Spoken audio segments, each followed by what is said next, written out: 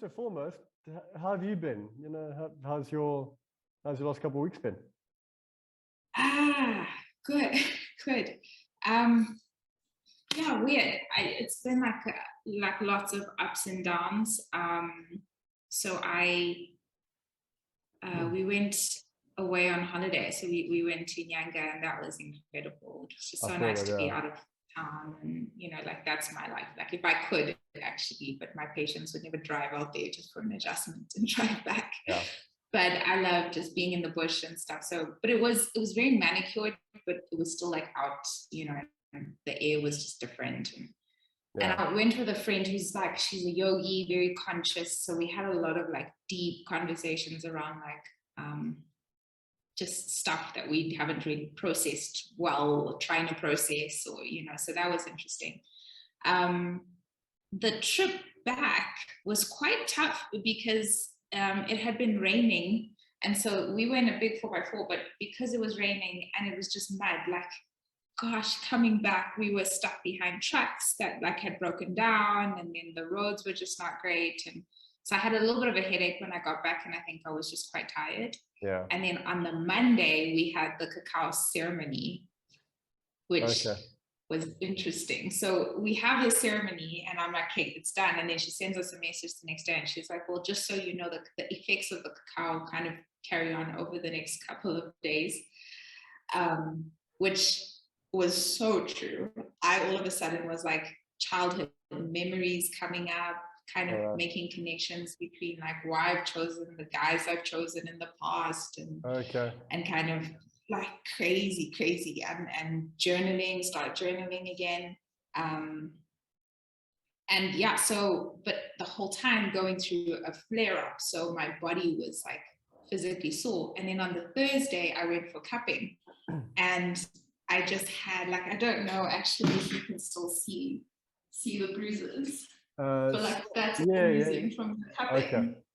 And it was just like, it was so intense. And then that as well was like, I was sore. And I think because my body somewhat has associated being sore with like fatigue and a flare up, that it just also threw me into a little bit more of a flare up. So I was just up and down. But I think the one thing that has helped is I took that personality test, which I thought was really awesome. Very scientifically based personality test. And so I'm quite high in neuroticism, which is like high in fight or flight mode. So it's a weird concept. It's like I'm extremely high. I'm like in the 95th percentile of compassion. So how they created it is that in, you know, the percentages you get is based on if you were in a room with 100 people, how many, you know, people would you be more compassionate than or extroverted than, or, you know, all of that stuff. So I'm like on the 95th percentile on compassion, but then also like on the 80-something percentile of neuroticism. So it is just really interesting to see. So this is like fight or flight mode that kind of happens. And so it's a lot of like managing, like my self-awareness can sometimes be exhausting because I'm like, okay, am I reacting because I'm sick? So I'm making it a bigger deal than it isn't because I'm not well. Does that make sense? No, for sure. And so before I react, I'm constantly kind of like processing that whole thing, which is also exhausting because sometimes I just want to be bratty and just be like, you want to have it, you want to vent it out, you know? Yeah. And so that was interesting. So this week was really interesting, but a lot of healing on so many levels, like just emotionally, mentally, clarity on like what I'm looking for in terms of like a relationship, and, you know, which is really nice because I think I just didn't necessarily have clarity about that. I kind of knew the sort of person I wanted, but not necessarily the type of relationship I want to cultivate. So that was popping up a lot more this week after the Cacao Ceremony, which was interesting. And then I just rested this morning. I was sleeping beauty this morning. I just slept and slept. So for people that don't know, you, I don't know if it's personal divulge, but you mentioned before your struggles with lupus. Yeah. Yeah. So, Yeah. and that was that the main reason you went on this retreat as part of it, or was it just a getaway, or did you go there seeking something that can kind of complement that, or something that you can add to it to kind of get a bit of relief from those situations? Well, yeah, I think so for part of it, and I don't know if we spoke about this the last podcast, I don't think so. Yeah, so one of the things that happened with the whole lupus thing is that insomnia is a big deal.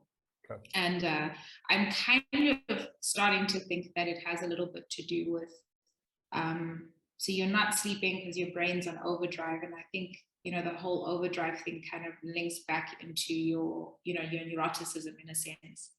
And so your brain is just not in rest or digest, and so you can't rest, and just like nervous system overdrive. So I would explore the idea that maybe that's why there's insomnia with lupus, and so my own personality as well is like my brain is also, it likes to process things, and I'm the overthinker in a sense. Yeah. So when I got the diagnosis, what the doctor had done was put me on an antidepressant so that I could sleep, which I've known in the past that an antidepressant does help me sleep. The idea with an antidepressant is you're supposed to take it in the morning, it boosts your serotonin and dopamine, and then in the evening, your melatonin is boosted naturally. But that's not the case with me and with a few other people. So you have to, for some of us, we have to take it in the evening, and somehow that helps us sleep, right? Okay. So in the midst of a flare-up, I'm not sleeping, but I'm also in a lot of pain, and my body is not healing well, because everyone at baseline needs to sleep to heal, right? So I'm not healing, and then my body's in overdrive, I'm not resting, and then it just continues this fight or flight mode situation. So you put me on the antidepressant. I came off the antidepressant after a week because I have previously been on antidepressants in my third year of varsity. My psychopathology lecturer pulled me out after class and said to me, something's not right, you're not yourself. Can you come see me? To which I go to her practice and I just cry and, basically use up all her tissue. And she was very, very sweet because she didn't charge me for the session. But now when I think about it, I'm like, I wish I had left a little bit of money for the box of tissue because it was a lot. Yeah. But so I know what it's like because, one of the things with antidepressants is it doesn't make you happy. So you're really sad when you're depressed, but it doesn't make you happy. What it does is almost makes you indifferent. But your brain knows that you're indifferent.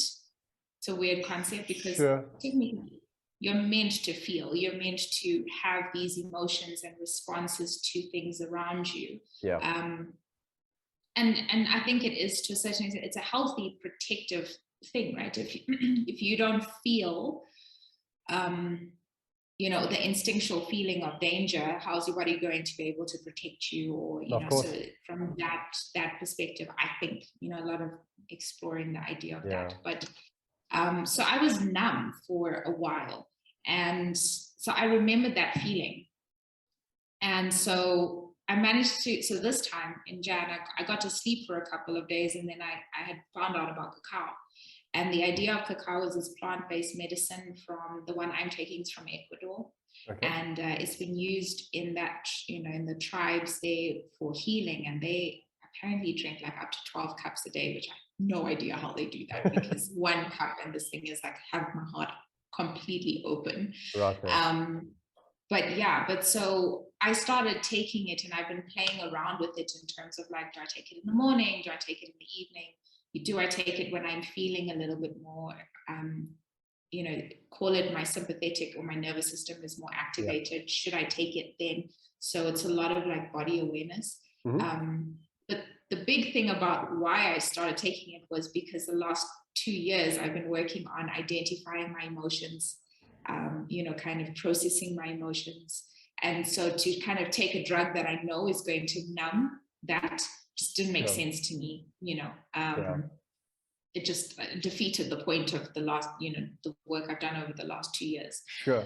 And so here I was taking cacao, and I started. And I think the one thing that cacao does is, which is really interesting, and I think people that have struggled with depression will understand, is like depression comes with brain fog, and so does anxiety. So you don't have clarity, and you don't necessarily make the best decisions. You don't react appropriately to the situation. Everything is somewhat magnified because you are, to a certain extent, like an injured animal that's either going to cower away or attack unnecessarily. Sure. And so, it's that. And then I started taking the cacao, and with the serotonin boost and the dopamine boost, especially the serotonin, I think what was really interesting is, one, I was able to sleep, and I'm still playing around with it, so it's not perfect yet, but I'm still playing around with that.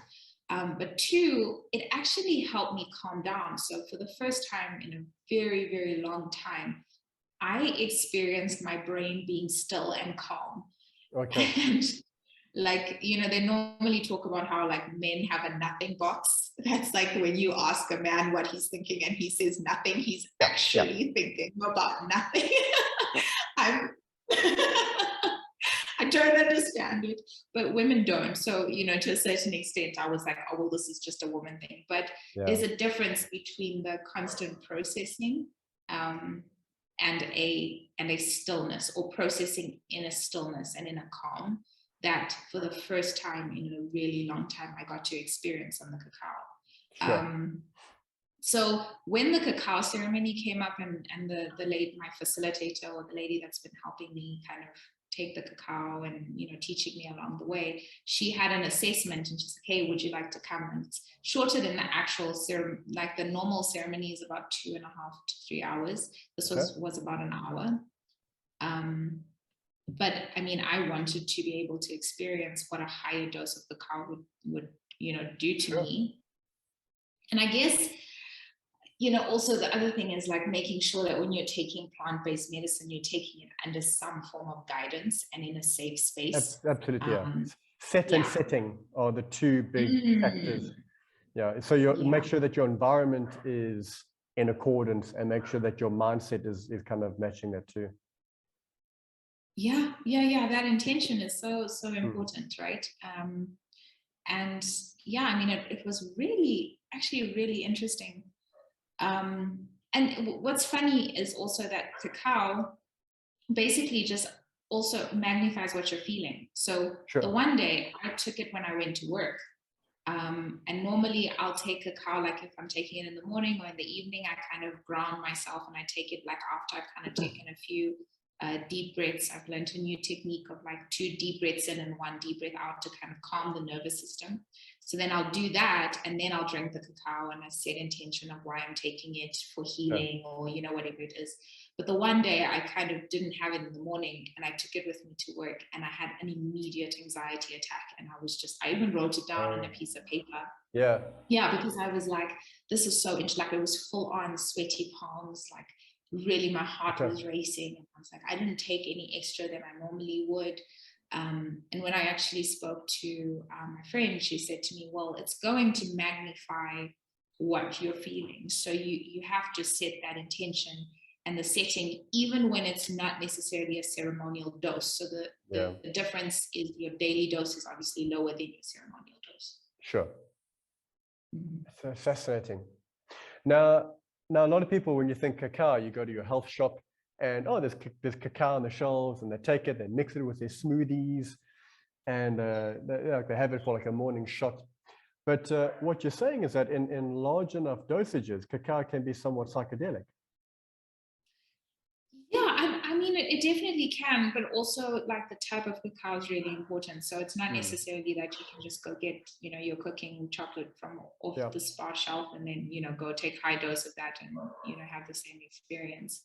I think this particular one is 100% pure. So it hasn't gone through the process of, what I, previously know as food by God and food by man, or, whichever entity you want to call it, but it's the idea that like plant-based medicine hasn't gone through the whole process of being, you know, through the factory and having synthetic stuff added, and, you know, so this is like 100% pure. And also the process of it, I think, which is really interesting, is that, so with cacao, part of the tradition within that culture is that they bless every step of it. So they bless when they plant it, to when it's being harvested, to when it's being packaged, to when it's, you know, so I think there's such an interesting concept around that. But I would say to you that it is, you know, and I don't 100%, I'm not 100% sure about psychedelics, to be honest. Like, I think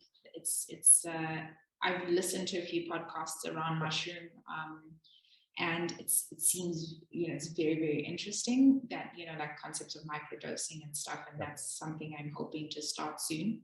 But I think what it does, and maybe you'd be able to explain if this is psychedelic, but it's like, I think what it does is it just opens up your heart, and it puts you in a space of like, because you're happier and you have lower neuroticism, you're in that rest and digest, you actually see things differently.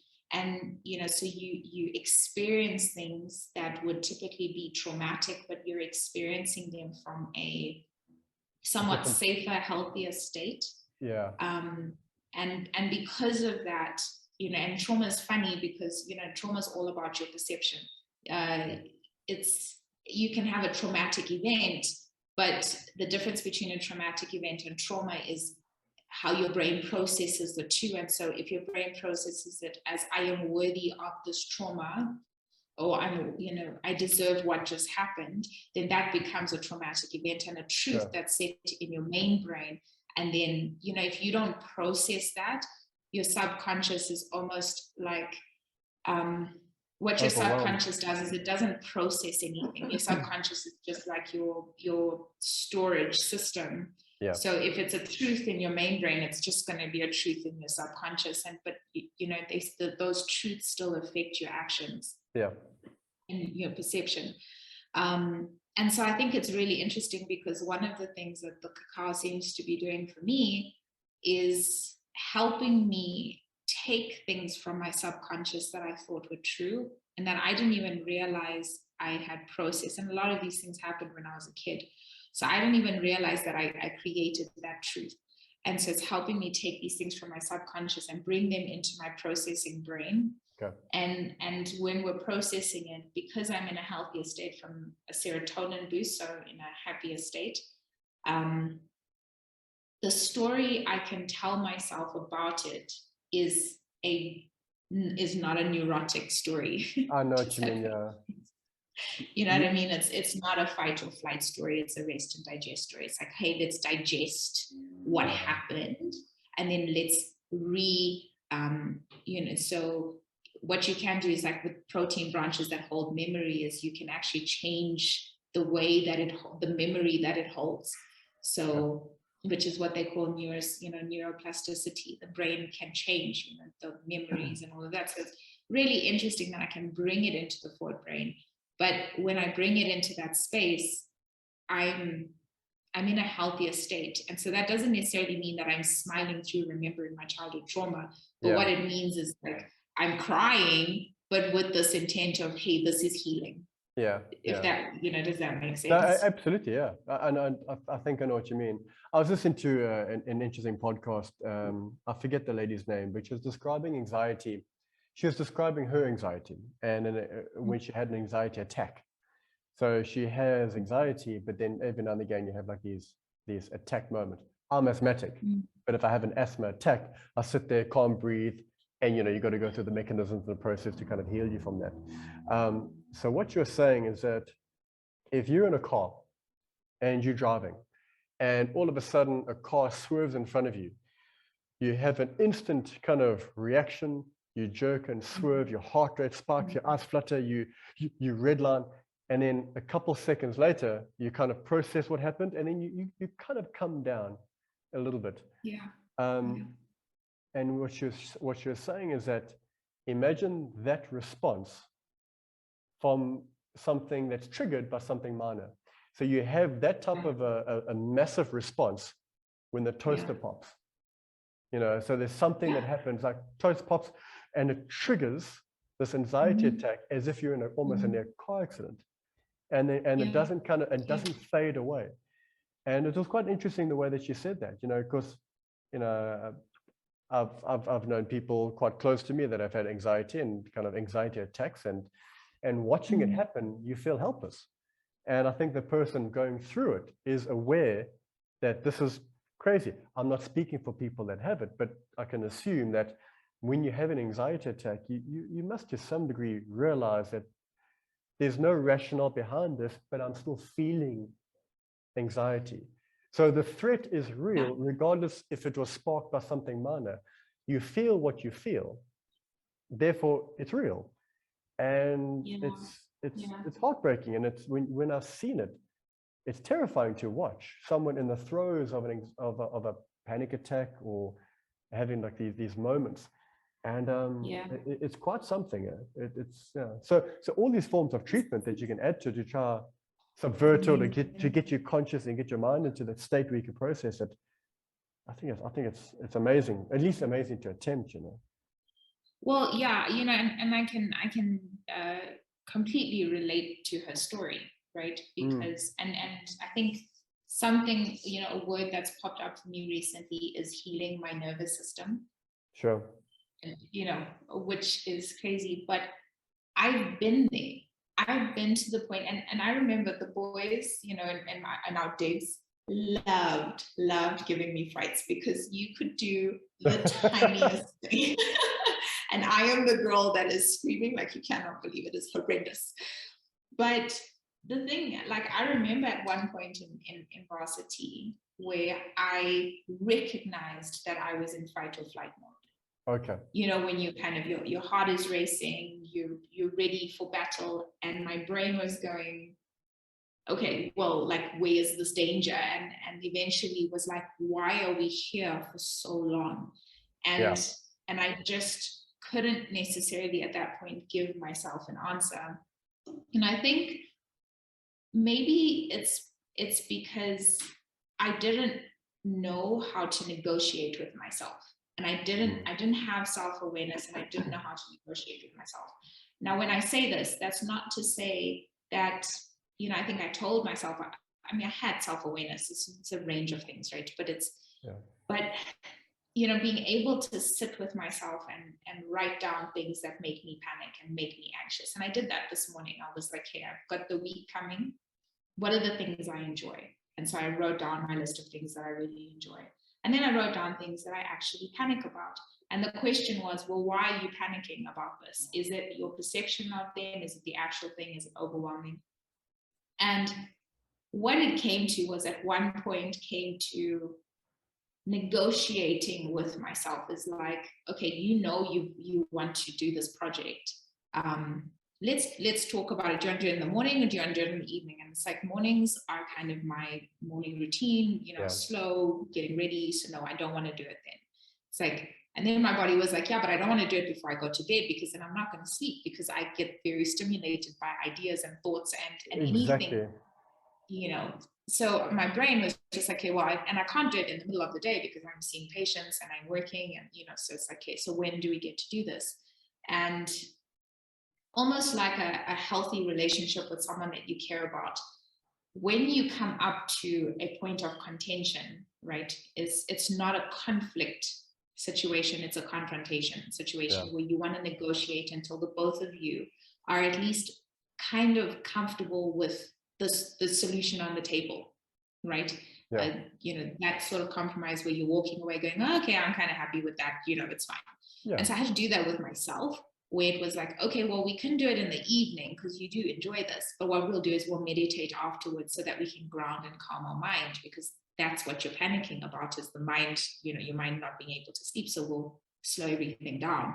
And then my body all of a sudden was just like that emotional awareness of, I was tight and uptight when I thought of the idea of doing the project. And then all of a sudden it was like, oh, okay, cool. Yeah, I like that idea. And I calmed down and then went into that, from that sympathetic mode to that rest and digest. And that seemed to work for me. And I think I just didn't have that in varsity. In varsity, I was my worst boss Do you know what I mean? It was like, you have got to do this and you have got to do that. And then eventually, out of the tyranny of that leadership, and every time you fail the judgment, it just you can throw yourself into a state of anxiety. And then it's just a vicious cycle, because the brain can't separate between a lion chasing you or a car about to hit you and the toaster popping. You know, if it's that stimulated. Or, you know, and you can even come back to, it can't separate or distinguish between the lion and the bad boss. Okay. You know. Yeah. So on Friday, if you are dreading seeing your boss, you can go into fight or flight mode on the Friday, even though you're only seeing your boss on the Monday. All right. You know, so it's definitely very interesting. And there's all of these things, plant-based medicine, and, you know, kind of learning the psychology behind how our brain works. And yeah, so I mean, it's really interesting. It's working for me. At this point, I'm kind of going, I feel I'm the happiest I've been since I've been a kid, to be honest. And it's not to say that it's like every day is perfect. And, you know, I'm still going through flare-ups, but I think from an emotional and mental state, I'm definitely you've got a handle on it, in a sense. Yeah. And I've got enough information to be in formation. So that's cool. I like it. Now, when you actually take the cacao, what does it feel like? Does it feel like you've had almost like a stimulating coffee? Like, do you just take it and it's like taking a supplement, or do you take it and you have to sit down and chill and you feel almost like a buzzing high, or what is the actual sensation, if any at all? Yeah, so it's not necessarily like a coffee, because I think maybe my experience with coffee is that I get very jittery. You know, and like this is different. This is almost it is a high, but not like a drug high. Sure. It's like something amazing just happened and I'm really joyful. Or something amazing just happened and I'm euphoric. Without necessarily having something great happen. You know, it's almost like and depending on where I'm at, right? It's like, you know, sometimes it's like, oh, I just feel incredible. And so I'll listen to a song that I really like and I'm like completely in it. I'm like, this sounds amazing, you know? And but sometimes it's a stillness that just happens. And I think that that's something I really enjoy. Sure. Because balancing, you know, one of the things with lupus is fatigue. So kind of balancing my energy, and that's been something that I've been really trying to focus on, is like, what are the things that are taking away from my energy unnecessarily? You know, what are the things that, and if I can kind of get rid of them, I do. I'm just at this point of like, what do they call it when you trim your trees and there's a word for it. You're pruning. I'm pruning. Yeah. So I'm currently pruning. So, but sometimes, which is really interesting, is that it's a calm and a stillness, but it's also the difference between me noticing when I think people are driving like absolute idiots and me not seeing that. Like it can be the difference between that. It can be when I'm not feeling great and I'm, you know, in a flare up, I notice every little thing. And I'm frustrated and I'm angry and I'm, you know, and it's just like, and then I stop and I'm like, why am I this person? Do you know what I mean? And then you can take the cacao and you can do the same drive, same time, and you know, people are still, you know, I'm probably one of those people. So for those that have seen me drive, I apologize. But, you know, it's what's interesting is that it's the difference between, you know, being, you know, kind of super angry and frustrated and noticing the little things, to being calm and to being like, hey, things happen. It's almost like it brings clarity and rationality at the same time. Yes. So you have this clarity of like, I can see everything. It all pisses me off.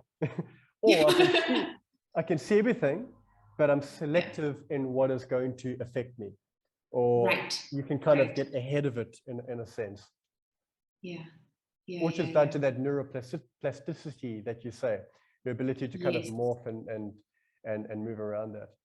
There's also a thing called neurogenesis, which is kind of not just the molding of something, but it's the actual developing and growth of something new, Right. which is, you know, when it comes to that experience that I had, that DMT, or that ayahuasca experience, which is essentially DMT, you get a thing called neurogenesis, where your brain actually grows new synapses. Wow. So one thing I was led to believe, or led to understand, and having done a weekend ceremony, or a Friday night and a Saturday night, of quite a powerful experience, you know. Really? Yeah, it was intense. I'll unpack it in a bit, but You're like, yeah. yeah, no, it was wild. It's almost as if you have a dream, a vivid dream. You know, dreams spark emotions. The way you wake up and you're like, "Ah," and you feel a lump in your throat. You feel panic. You know, they make you feel a certain way. You can smell, taste, see. If your dreams are vivid enough, make somebody else feel the way that your dream made you feel. You can't do it. You can paint a picture, but it's not as clear as, you know, it's like, I'm thinking of this. People can create their own image off of your words, but you can't make them feel what that image or what that trip or that passageway made you feel like. And if I listen to a certain song, it gives me goosebumps in a certain way.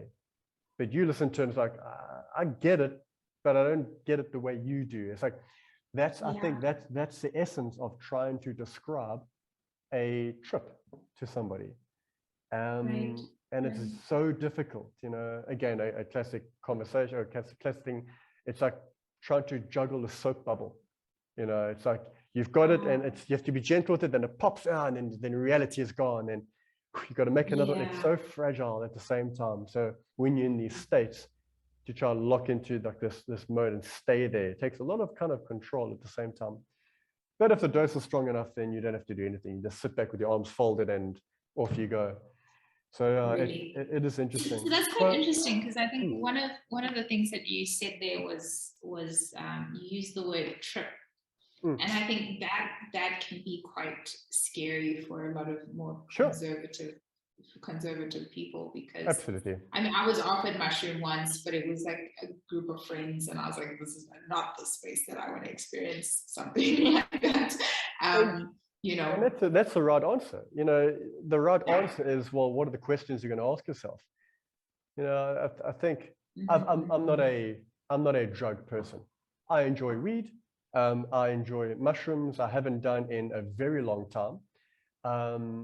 And ayahuasca in the last 10 years, I've done a weekend experience 10 years ago. So I feel due for another one, if you know what I mean. It's like, I think what I did lasted a decade of profound change. Really? Profound change. I didn't go into it with a problem to solve. I went into it with pure curiosity. And during that moment of curiosity, I realized, oh, there is something that needs addressing. And like, oh, wow, I never knew that was a thing that needed addressing, that could benefit me to change, that if I were to keep on, it wouldn't be the best thing. And having done the whole thing and realizing, oh, wow, I do have my little thing that makes me act and feel things in a negative light, be received negatively or receive things negatively. And so they say it's like 7 years of therapy in 7 hours. And I can guarantee you that is the truth.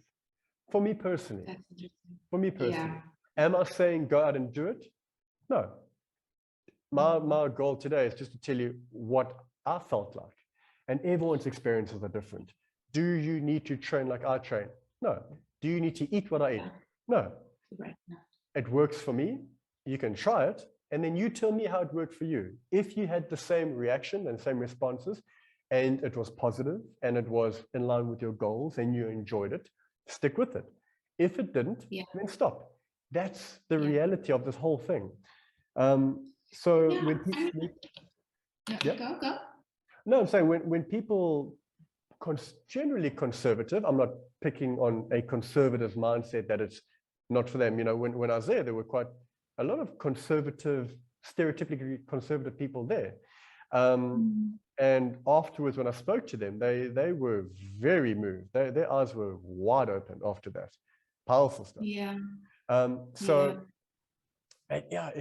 It was very interesting. There's something I want to put to bring up. It'll come to me. But yeah, so if you want to hear about it, basically it was in 2012. I'd heard a lot of discussions about ayahuasca. At the time, I was in a relationship with someone who was going through a bit of a tough time, a bit of dependency on alcohol. So amongst other personal things that only she really knew. So we're chatting about it. I'm like, hey, I've been listening to a lot about ayahuasca. You know, I just started to kind of smoke a bit of weed, again, here and there, and I enjoyed it. It never became an interference. I used it when I felt like on the weekend, I've done all my stuff. I'm going to sit back and I'm going to enjoy this. During the week, it's work, and during the weekend, it's play. So that got me thinking about other substances. If we can get you to feel a certain way, what do more powerful things have to offer? So I did, in the confines of my own home and my own space, a little bit of mushrooms, and I loved the experience. And I deliberately went into my first experience of that by creating what I termed a nest. I put pillows on the floor. I got myself healthy food. I got, coconut waters and this and that and things I enjoyed. The week leading up to when I did it, I did a lot of exercise. I had a good mindset. Everything felt good. I was in a good headspace. Right. And then I took, I think it was 1.5 grams or 2 grams. 2 grams was pushing it. I think 1.5 grams. Not a hell of a lot, but for my first time, enough. And that experience was really pleasant. I enjoyed it. I just let it go and I moved around with it, and I really enjoyed it. And then I got into listening to discussions about ayahuasca, being a DMT, dimethyltryptamine, which is a chemical that exists in your brain, but it's not soluble in a sense where, you can't just access it and trip 24/7. So there's mechanisms in your body to prevent you from having it leak into your head and having you trip balls at a moment's notice. I'm butchering the scientific explanation, but you kind of get the idea. Your body has defensive mechanisms, but also has moments of a little bit of secretion of this thing that you can kind of experience, maybe a dream state or a near-death experience. You have like these flashes of dreams are almost hallucinatory. And in my opinion, I think that's when you get into that deep sleep, your brain kind of just secretes a little drop of DMT, and you have almost like a controlled microdose under controlled circumstances. Interesting. Yeah. But this was another thing. So what it is essentially, I think the DMT is found in leaves or vines in the jungle of South America. South America in particular is the one that I used. So you take the leaves, and the guy would grind it up and kind of make a bit of a solution. And then at the same time, they figured out that the vine has the mechanisms to lower your defenses so that the DMT can enter. So you can't just take DMT, the leaves, and chew it and have it affect you, because you have inhibitors naturally in place to prevent yourself from tripping every day. But what they've discovered, that I don't know how they did it, according to the guy, they said Mother Ayahuasca showed us the method on how to do it. So they were directed to these vines that they stripped down and they boiled with leaves. So when they boil it together, they get this solution, and then they take that solution, they reduce it down even more, take that, reduce it and reduce it and reduce it. So the guy was saying that they take about almost 24 hours to create this liquid that's been concentrated and reduced, which is a combination of the leaves, which contain the DMT, or the vine, I forget which contained which, either way, and the vine, which lowers the defensive so that the leaf and the DMT can enter. So in conjunction, that is the recipe. That's as far as I'm going to go with that. So I'm not going to tell you how to do it. So we found a place that actually did it. It was near Bloemfontein in the Free State. I'm going to keep these places quiet because you know, it's not the most legal of thing. I don't want to put people on blast and go there and this is the guy. So I'll remain anonymous as to what it is. But the location was really official. You know, it wasn't a fly-by-night thing. So when I got there, we found the place, we booked, we went for that weekend. Leading up to it, they recommended a diet. So they wanted you to kind of have no meat, to eliminate meat from your diet, in particular taurine and saturated fats and that there. I'm like, okay, cool, let's go for it. Let's dive right in. So for that week, I eliminated meat completely. So it was a hell of a lot of vegetables and fruit juices and all those type of things. My current diet. Yeah. So leading up to that week, there was almost like a cleanse, if you will. They wanted you to do some homework leading up to that moment. We get there and they've got campsite. They've got a little couple of chalets, very, very hippie, very chilled. There was a central rondavel that when you walk in could seat within the perimeter, within the circumference of it, about 30 people. They had little mattresses lined up along the edge. They had a beautiful kind of American Indian snake motif or art wrapping around the whole inside of this rondavel. The one section, they had almost like a ceremonial section where it was all like mattresses and like a little pillow where the people would sit, and you have a low table with the jar of ayahuasca and shakers and leaves and feathers and trinkets and a whole bunch of like musical equipment at the same time. And then they had the actual kitchenette at the back. So we got there, we met up with people, didn't know a soul, just myself and my partner at the time, so her and I, and we got meeting up with everyone, and it was a really cool experience. We were told not to kind of keep our conversations within the context of why we were there. I think there's also, we have the setting. Now you need to create the set in your own mind. So if you could help it, avoid, you know, current affairs and politics and getting out of the moment.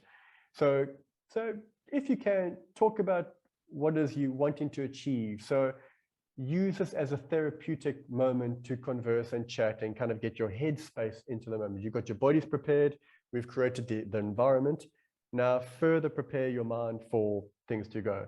So we kind of, we did that. Cell phones off, no photographs, no videos, which is welcome, you know.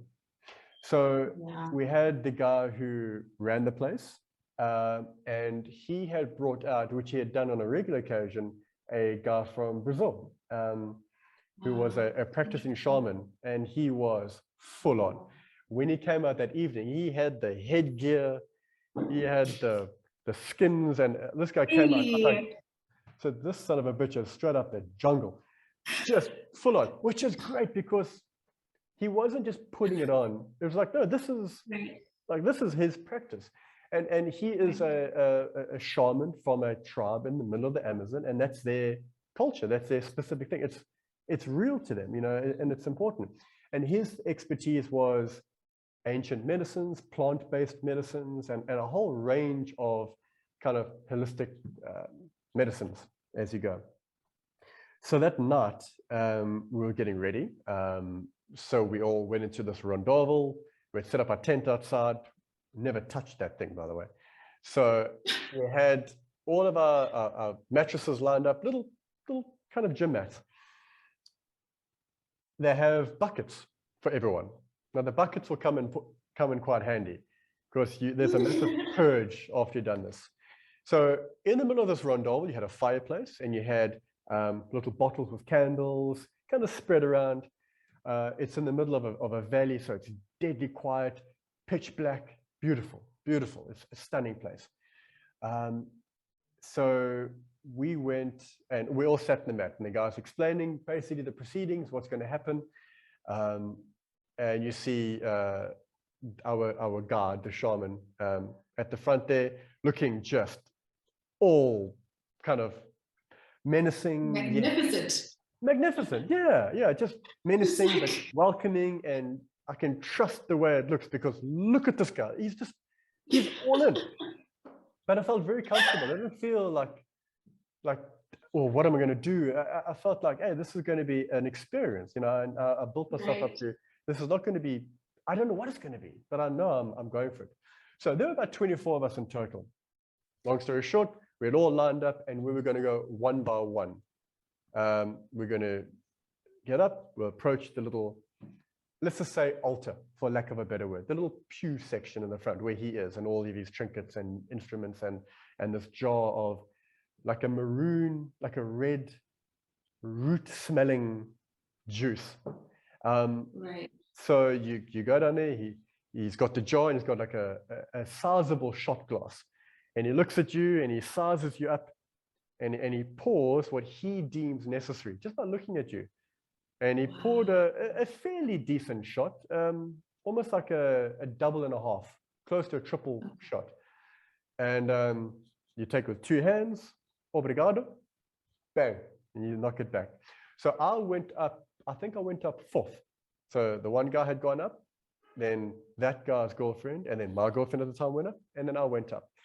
And you have nerves. I was like, I'm nervous because you don't know what to expect, but it's like, it's comforting. Right. So I went up, bang, sat back down. I was like, here we go. This is it. And I lay down there, and everyone one by one had their shot. The whole process of getting everyone to take it took about 20 minutes, 15 minutes.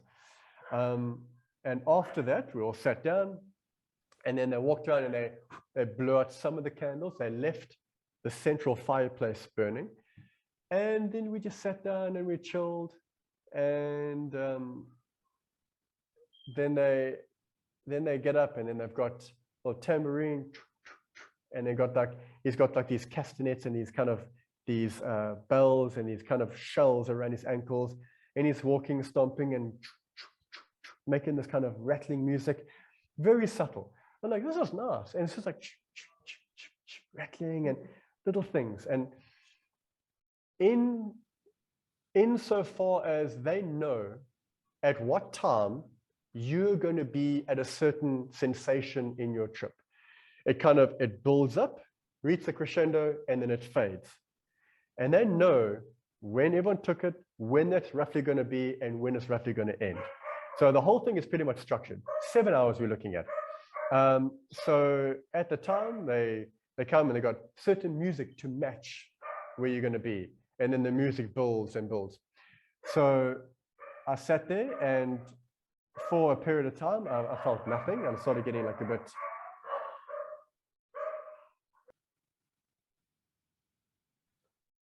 There we go. So like I was saying, everyone had gone up one by one. So I saw the guy to my far right, the first guy. He started kind of tossing and turning and getting a little bit agitated and sweaty. We've all got our buckets now. I look at him, I'm like, okay. It's like, I knew that there was a moment of purging, because essentially you put like a poison in your body, and your body wants to get rid of it. So I look at him, and he sits up, and he's like wiping his forehead, and I was like, okay, this is the moment. This is what we've been waiting for. I've heard about this. And I look over, I'm like, I'm feeling something. I'm feeling a bit clammy. It's like, okay, take my jersey off, put my jersey down. I'm like, nothing. And then it fades, and I feel it, then it fades. So I grab my bucket, and I'm like, oof.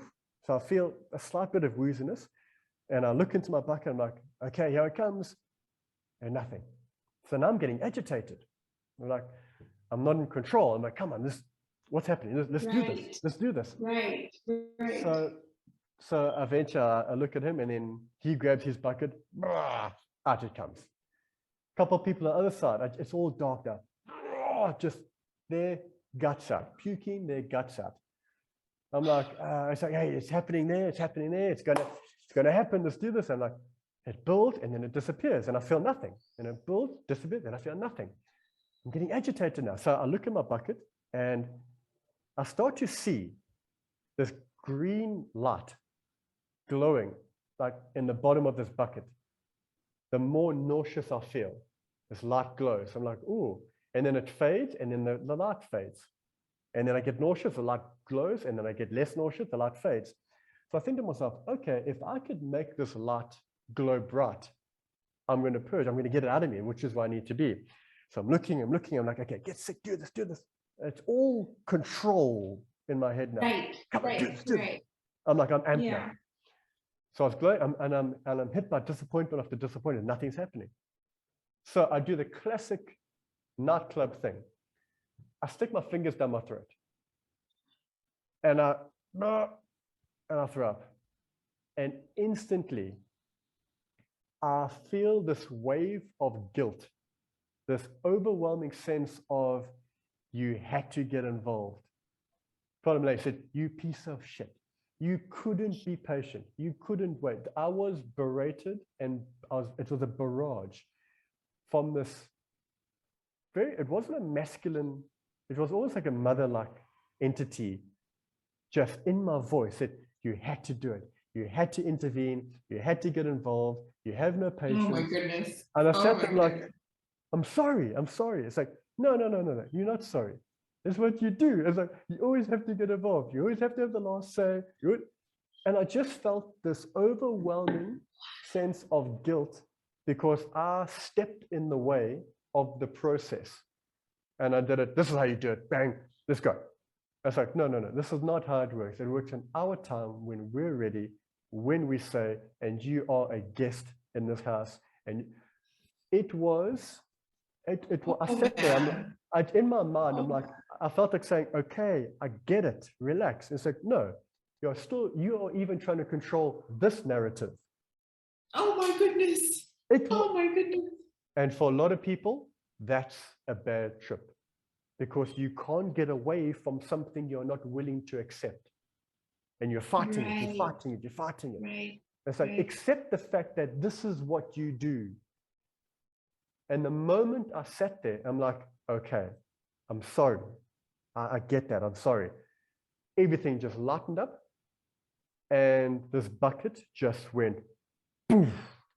It goosed, look, I don't know if you can see. It just erupted out of this bucket. And I don't know if you've played Candy Crush in your life. I was in Candy Crush stage 100. I was deep in that shit. And it was just a kaleidoscope of molded, melting candy. Pink, blue, green, yellow, just bellowing out of corners and rushing past me. You remember those old kaleidoscopes that you look through and you twist and the little plastic gem? Yeah. Not, oh, is that a thing? Not in like the peripheral, did I see that? No. As I see you right now, it was reality. It was right there. And I just stood back and it hit me like waves and waves of this most intense color and candy. I could smell it. I could taste it. Strawberries, blueberries, just, I sat there like, holy shit. It just flooded in. And at the same time, there were high detailed fractal images. So almost like a chain link fence just overlaid in front of me. So I looked around and I just see these grid patterns that had grid patterns, that had grid patterns, that had grid patterns.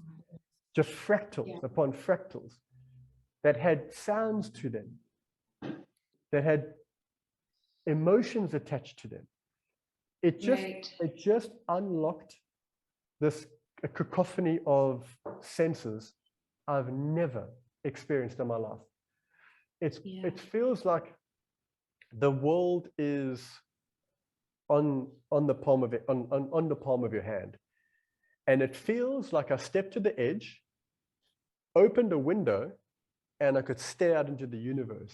It sounds so poetic and mumbo jumbo, but I felt like it's just, I opened up a curtain and the true reality of what's out there is just opened up. Satellites, stars, gumdrops, waves, kaleidoscopes. And that was my reward for letting go. So as I let go and acknowledged, what is it that you do? You are a bit of a control freak. You like to be in charge. You like to dominate, or you like to have your way, and you get bitter when it doesn't. You don't fight for it, but if it doesn't go your way, you get like, oh, whatever.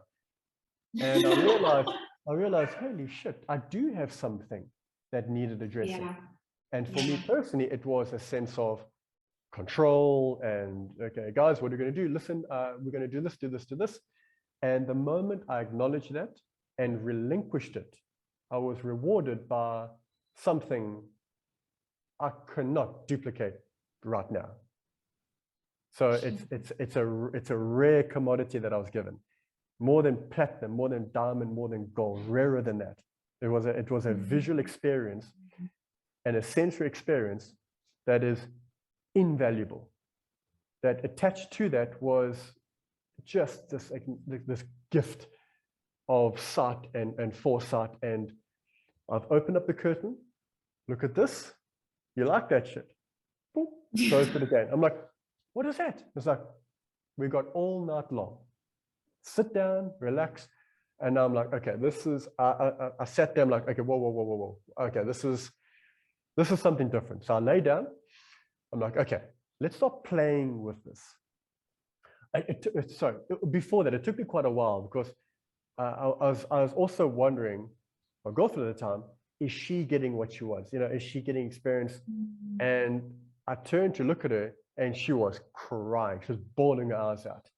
And when I saw that she was crying, I'm like, oh, she's getting from this what she needed. I could relax. I'm like, oh, good.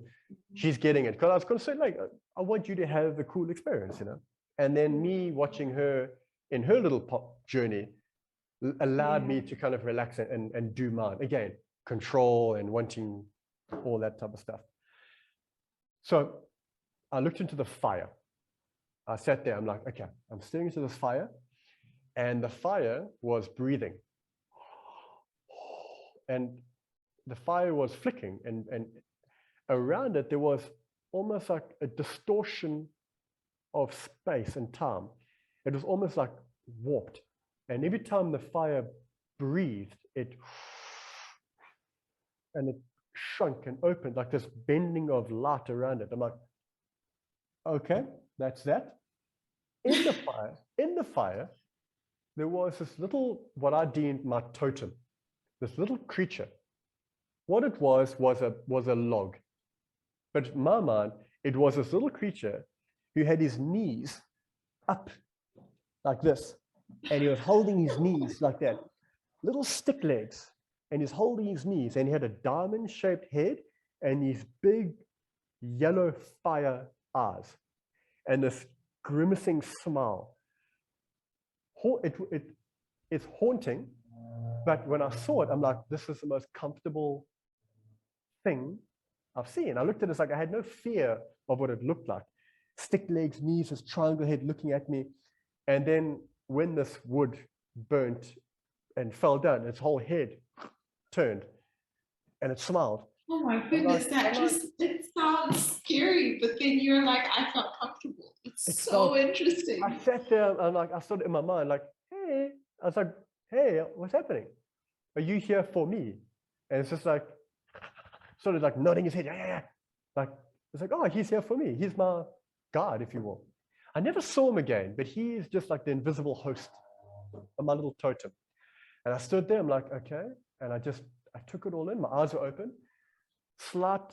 It was a very weed, like a heavy weed feeling, like very stoned.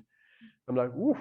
And I kind of euphoric and like, but I didn't want to be anywhere else on the planet. I lay there, I just lay back. I took it in. I heard crickets on the opposite end of the valley. Crickets. Crick, crick. I heard the earth rolling in space as if it was making the sound of granite sliding on granite. So it had like this granite grinding sound of the earth as it rotated in space. Right. And and everything. I was just taking in the sounds and the sights. And then I'm like, okay, this is, and everyone was having their experiences. So I started to, like, I stood back, I shut my eyes, and when I shut my eyes, the visuals were just gifting me with all this stuff. When I opened it up, there was a kaleidoscope as the awakened image, and our shot was just candy and just everything, but warm and comforting. And then I was like, okay, I was processing other people's experiences. And one girl in the back was having a full-on orgasm. I kid you not. She was just, moaning away. While this was going on, they're playing music and he's humming, and he's singing songs. I actually wrote down the lyrics to, it's all in Portuguese and like ancient Indian type of dialect. And they had these sounds. As the trip got heavier and deeper, they pulled out different instruments. And they had one which was like almost like a tambourine with a little drumstick, which was like a little hook and a little bead at the end. And they're tapping. And that for me was the only moment I almost became overwhelmed. And I had like, I couldn't breathe. I felt my neck like, I was like hyperventilating because I had that, like this deep kind of DMT like flood and rush. And then the music and the sounds were like just filling my head. And then this tapping sound was just boom, boom, boom, echoing my head. I'm like, I had to take a breath. Some people, it was getting almost too much. So they went to them. They had like the smoke, they're blowing smoke on. They had these feathers and they were almost like acting as if birds were landing on them. And it's just like, what the hell is going on? It just got wild. But it was comforting. It was weird. It was crazy, but it was just, I don't want to be anywhere else. So I sat there, and at one stage, I turned to my girlfriend at the time. I had a look at her, like, and she was looking ahead of me. And I turned her face into a Picasso. I made her eyes migrate to the side of her head. And I made her smile like up the side. She looked like she turned into Picasso. Her nose went like pointy. She had like this bordered edge. Her eyes were on the same side, like a soul, like a fish. And she just like smiled, but instead of smiling like this, she smiled like this. And it's like, oh, wow, okay. Guess you're a painting now. So I lay back, and another image I had was, I'm quite fond of ancient history and just looking into different cultures and that. So I lay back, and I had these dots appear just in the air. So I looked at them, and one dot appeared, and there was a stone block. And this stone block was basically 10,000 years ago. It was ancient Egypt, this block. This block, as it traveled along this timeline, morphed into a marble foot. Now we're in ancient Greece. This marble foot turned into like a wooden cart. Now we're in the medieval times. So the single image along this dotted line, every time we reached a period, the thing kind of morphed and then morphed and morphed to match the evolution of civilization. So from ancient Egypt to ancient Greece to medieval to more modern times. And then all of a sudden, what was left was a mechanical, like these gears just spinning and moving and turning and sparking. So that was like an industrial evolution in my eyes. So I just saw evolution of civilization. That took all of 5 minutes. Why wouldn't it? Of course it did. Yeah, just on the side. So it just went on. And this was a 7-hour experience. Because it took so long for me to start, it took long for me to finish. So near the end, I was feeling I got hungry. I was really hungry at this stage. So I felt my blood pressure drop a bit. I was like, I need to eat something because this is wild. amongst, it's endless what I felt, but just gifts and images, and so that sense of kind of getting involved, that was gone. I was just like, hey, who wants a gift? Who wants something? Who wants to join me? Who wants something nice? You know, if I was driving in the road, please go ahead of me. You know, that feeling of charity. Right. Just like, this is the new feeling here. It was wild. So at the end, after 7 hours, I was still riding hard on this, you know, and everyone kind of started fading away, like coming out of it. I'm like, I'm cloud nine. I'm still way gone. So they got up and they did what they call the turtle dance. So while they're playing the music, it all faded away. And then they said, okay, guys, if everyone wants to stand up, we're going to gather in a circle, hand on shoulders, and we're going to kind of dance around this fire, a unity thing. I got up, I'm like, I can't even stand because I need to eat something. And I'm tripping balls. So I joined in the turtle dance. And I was like, no, you guys can dance. I'm going to lay back down. I lay back down, shut my eyes, vomited again, grabbed some bananas, and still redlining. I'm like, ooh. It took me like another hour and a half to come down. Eventually it came down. That was from about 8 o'clock, about 7, 8 o'clock until about 3 in the morning. After 3 in the morning, I just you said, guys, you can sleep here if you want. I just put my jersey on, I lay down there and I slept. And I've never slept so well in my life. I woke up the next morning and I'm like, my chest was open. I'm asthmatic. I didn't feel a wheeze. I didn't feel an inch of tightness. Amazing. And that just felt so, and we all spoke about our experiences, trying to relate to one another. Like, how did this feel? It's like, I heard the most insane stories, all personal stuff that makes no sense to me. But given what mine felt like, I can imagine what it must have felt like for you. Right. Yeah. So on the second day, we did I felt no hangover. I just felt perfect. I felt I could run. It felt crystal clear. So the second day, we did a sweat lodge.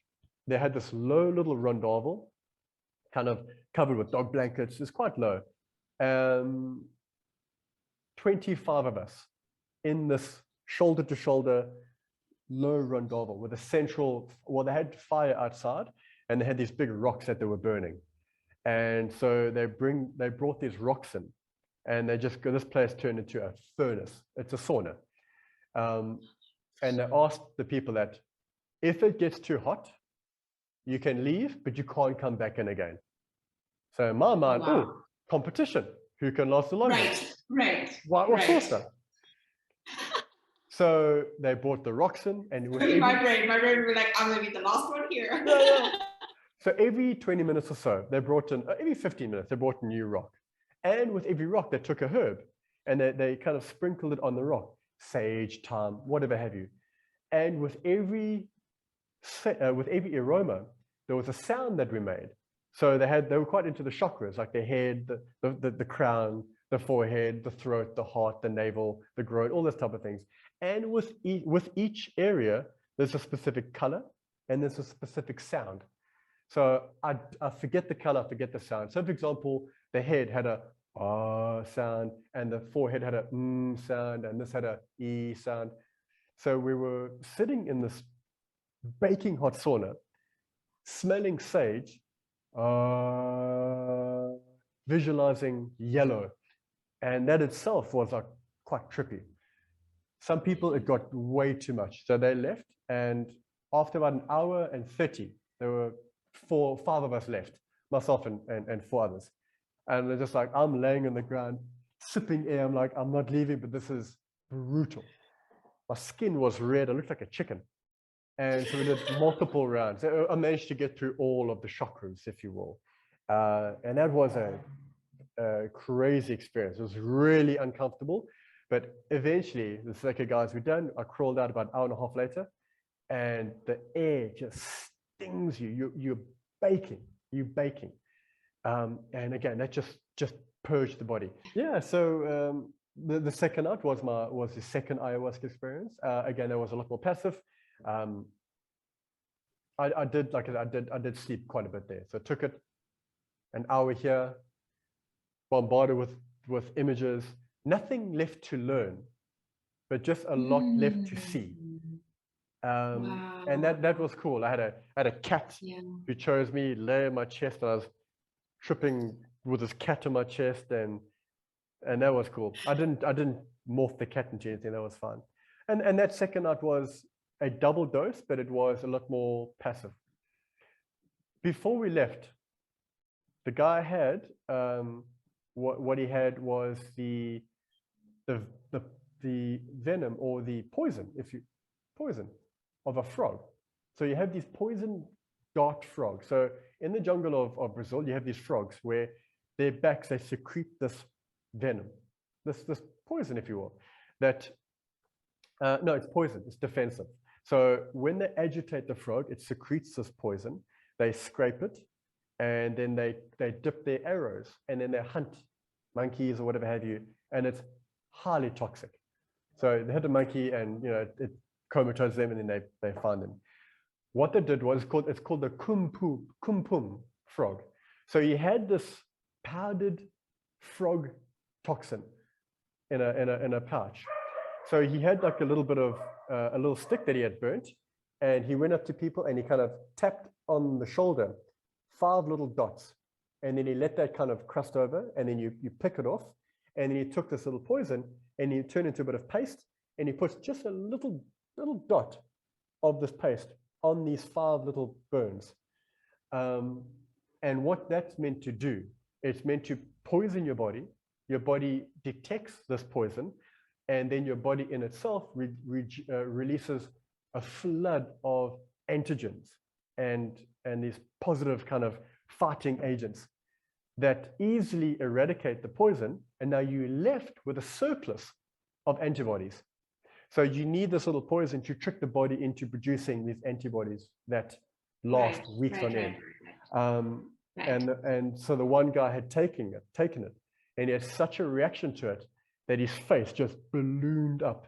This Brazilian guy, the only English that he said the whole day was like, "Look, he looks like a frog." He turned, his lips had swollen, his eyes had swollen shut, and he had such a reaction. But that went away after a while. So a couple of guys did that. I'm like, "No, China, that's not my game. I'm going to hit the road soon." So I watched those guys do it, and so that's the only thing I didn't do was this poison frog experience. And at the end of the day, we drove home just feeling really revitalized and energized and aware of where my faults and flaws were, and an experience that to this day is the single most important self-development thing I've ever done in my life. Would I recommend it? Absolutely. Will I say go do it? Your choice. That was my experience. I loved it, and I've done it once before. I'd love to do it again. And in time, I think I definitely will. I feel like I'm due for another top-up, another experience like that. But it was profound. It was magical, to say the least. So that in a nutshell was it. Yeah. It was so interesting just listening to your experience. I mean, so many things that, like when you talk about control, like the whole time I'm listening to you, my body is like, "Oh, no control," like And but I think it's so interesting that was your lesson, right? Yeah. And to this day, it's made me more compassionate. It's made me more eager to listen, as opposed to waiting for my turn to speak. Yeah. You know what I mean? Yeah. So in which case I'm grateful. I'm eternally grateful for what that has allowed me to become. I'm not perfect. No one is. I got a lot to do. Everyone does. But profoundly better for it. So yeah, I'll under the right circumstances, with the right people, please just make sure it's the right people. You can't just take it in your kitchen. Prepare, build it up, make it legit. Spend the money, do your research, do the right thing. Immerse yourself and be open to what's going to happen, because what is happening and what will happen is going to shock you. and it's out of this world. It's out of this world. And yeah, it was amazing. It sounds incredible. And I think, I mean, so far of all the stories I've heard about ayahuasca, I think that's been the key story. You know, it's like most often it's what the lesson that was learned during, you know, that time, and how it just completely changed the person afterwards. And I think microdosing, you know, which is really interesting, is that, so the idea of microdosing is that you're taking like psilocybin or the type of mushroom, and you're taking so little that it doesn't necessarily give you the trip that you would have experienced with the ayahuasca. But I think what's interesting is that it still works on your system in a sense of like bringing in some sort of synthesis between the fungi and your body, which is inherently like bacteria and, you know, so much of all that we are. But what I thought was really interesting is that the research was stopped on like mushrooms and probably on ayahuasca and probably on all this, you know, the cacao and all of this stuff. And it was stopped, I think, because there was somewhat fear that, you know, people would just go crazy with it and they would just go on trips and, you know, but the one thing that led to was like decades of losing, or at least we lost decades of research, right, where we could have seen the beneficial effect of the plant-based medicine, right? And I think that that's what's really important, is like, you know, just kind of coming through and being like, I haven't looked up the research on ayahuasca, but I have definitely heard some very, you know, some interesting things about it. But I like that you said setting intention is so important, you know, and I think with things like this, is number like, one. You can't just take this stuff on your own. I think also just kind of, I think that the intuition to know when the right time is to do stuff, and if it's the right time. I don't think that this is something that everyone should do. I think it's, if your intuition tells you that this is something you're comfortable with. And I would often tell my patients, because, you know, there's homeopathy and naturopaths, and there's all these other forms of medicine, and I often give my patients options. I'm going, hey, listen, these are the options that you have, and depending on how comfortable you feel, this is who you can go to, and this is who you can go to, and it's not for everyone, right?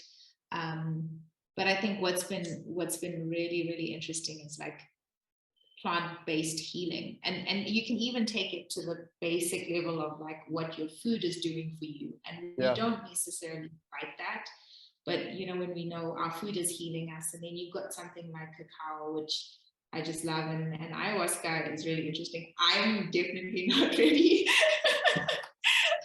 I'm definitely not ready. I think I was nervous before the cacao ceremony, to be honest. I the whole day, she sent us a message and she said, set your intention. And it threw me into complete anxiety. I was like, what am I doing? Like, this is crazy. And actually, which is really funny, when I got there, my intention was just to receive. That was it. It was like, I'm going to receive. And interestingly, when you spoke about how long it took for you to kind of experience that sensation or the revelation of what you needed to get, it was the same for me with the cacao. I felt like she was like, okay, so you drink the cacao, it's a high dose, and then you kind of just lay down and you go into like a meditative, slow, you know, state. My brain wouldn't stop racing. It was just like racing and racing and racing. And I kept going, I need to calm down. And eventually my teaching was to allow my brain to play, because in that very moment, I realized I had put my brain in this cage of like, well, and I don't know where I got this idea, but it was almost like you have to put a limitation on how, actually, now I know exactly where it came from. You have to put a limitation on your intelligence level, because when I grew up, there was this idea, you know, that people that are too smart go crazy. And so, you know, because of that, I think there was always this thing of like, ooh, is this too much? Is this too much? Is this too much? And not that I'm like the most intelligent person in the room, but I think because I had this like barrier that was set, this idea, I think I had put a cage around my brain, like there's limits to intelligence before you go crazy. And so, which was really interesting because that was another control thing, right? It was like I need to keep to the narrative, and I need to keep to the structure and the confines of like what is normal and what makes sense, and then to kind of have the revelation of no, let your mind play. And as soon as that happened, it was just like a release, and then I could go into this like calm state. So yeah, I mean, these things are really, really interesting. But like I said to you, this was a very high dose of cacao. Sure. And the other thing, which is I can actually, the parallels of your story was when you spoke about the music and the sound. With cacao was exactly the same. She came with a big drum, so it was like a very tight cloth around it, so it sounded like it was resounding, but it was deep, and it was really interesting because it felt like it drew you into the sound. That's exactly it. Yeah. And then she was walking away, and it was almost like my body was like going with the sound, and it was being pulled towards the sound, and it felt like she kept walking further and further away, and I just kept feeling like it was like physically pulling me. But this was past the point that my brain was racing, so I had come to that revelation, and the music started, or the beating of the drum started, and then I was being pulled towards it. And she, and then all of a sudden there was I think she used, I don't know the names of these things, but it was almost like when you hit a spoon against a metal piece. Yeah. It was like, and so she did that, and it was almost like everything just came back. I was like, oh, okay, I'm back. That yearning for more just completely disappeared, and then I was back in that space again. And so what was really interesting was that when we were done and we were sharing the experience, and I just said to her, I shared my experience with my mind, and then I shared my experience with the sound.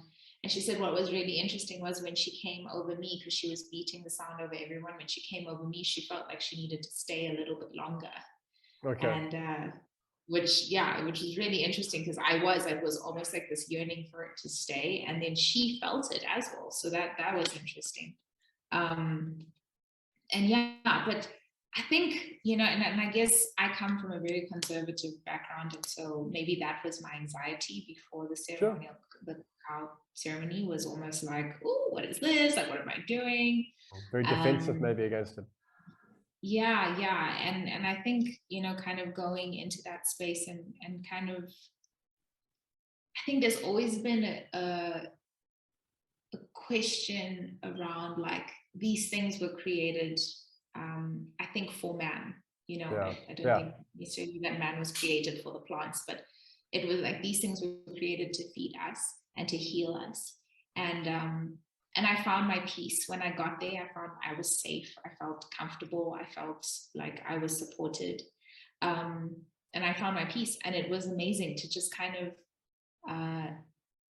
experience it. And then to think of the idea that, like when we talk about music, a friend was telling me about a story in Rwanda. No, it's not Rwanda, it's Congo. One of the weapons of war was rape in Congo. And so there was a community that actually, so they started taking these women into the space, and they had brought psychologists and stuff, and they're sitting across the table from them.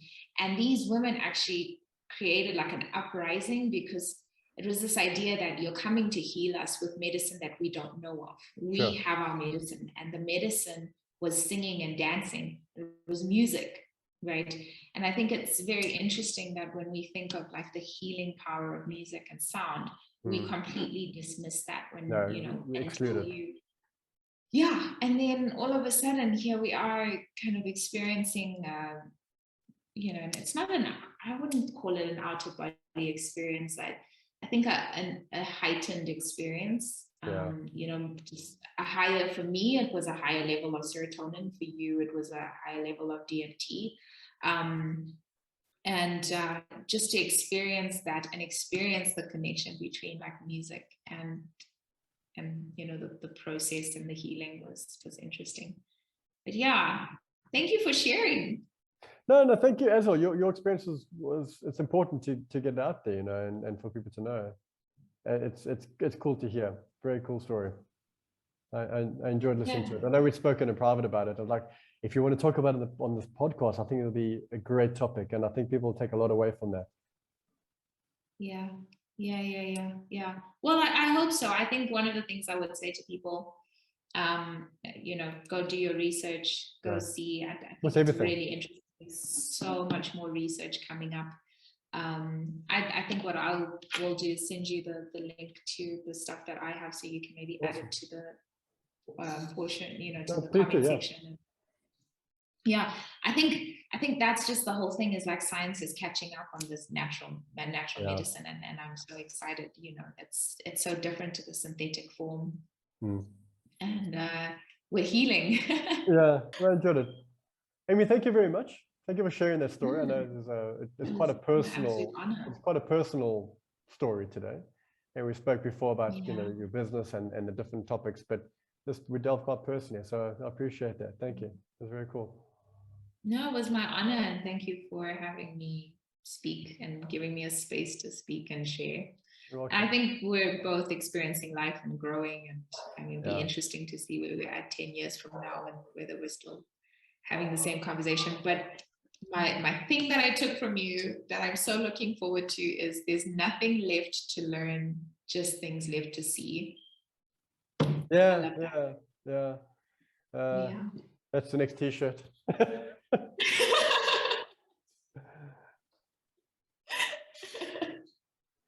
You're gonna have Mike Tyson and then the certain Mike Tyson quotes which will remain unsaid. Aimee, thank you very much. Awesome, thank you. I appreciate the time, and yeah, we should do another one, and I'll chat to you soon again. Okay. Bye.